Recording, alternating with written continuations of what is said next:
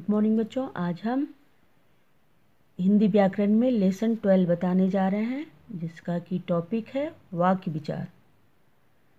आइए चलते हैं। वाक्य किसे कहते हैं जाने। जिस शब्द समूह से किसी बात का पूरा पूरा अर्थ प्रकट होता है उसे वाक्य कहते हैं। उदाहरण स्वरूप, मोहन मेरा मित्र है। इस उदाहरण में मोहन, मेरा, मित्र ये तीनों अलग अलग शब्द हैं जो आपस में मिलने से एक वाक्य बन जाता है जो एक पूरा पूरा अर्थ प्रकट करता है। तो वाक्य विचार किसे कहते हैं आइए जानें। व्याकरण के जिस भाग में वाक्य के बारे में विचार किया जाता है उसे वाक्य विचार कहते हैं। आइए बच्चों वाक्य के भेद को जानें। वाक्य के निम्नलिखित 3 भेद होते हैं। पहला सरल वाक्य, दूसरा संयुक्त वाक्य, तीसरा मिश्रित वाक्य।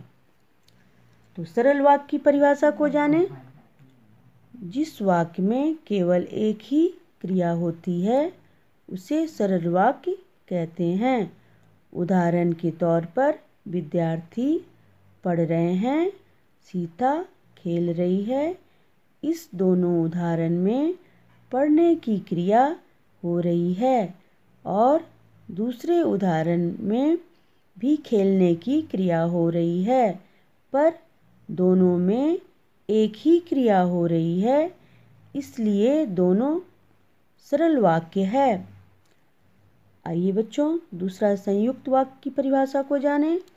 जिस वाक्य में 2 या 2 से अधिक सरल वाक्य होते हैं उसे संयुक्त वाक्य कहते हैं। उदाहरण के तौर पर, मैं अपने मित्र के घर गया और वहाँ खाना खाया। मैं बाजार जाऊंगी और तुम्हारे लिए खिलौने लाऊंगी। इस दोनों उदाहरण में 2 सरल वाक्य है एवं दोनों उदाहरण में 2 क्रियाएं हैं।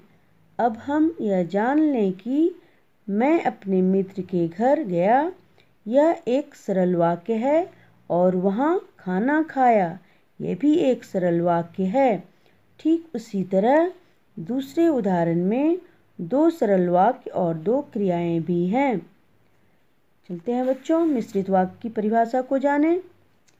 जिस वाक्य में एक सरल वाक्य प्रधान हो यानी मुख्य हो और उससे संबंधित एक या उससे अधिक उपवाक्य हो उसे मिश्रित वाक्य कहते हैं।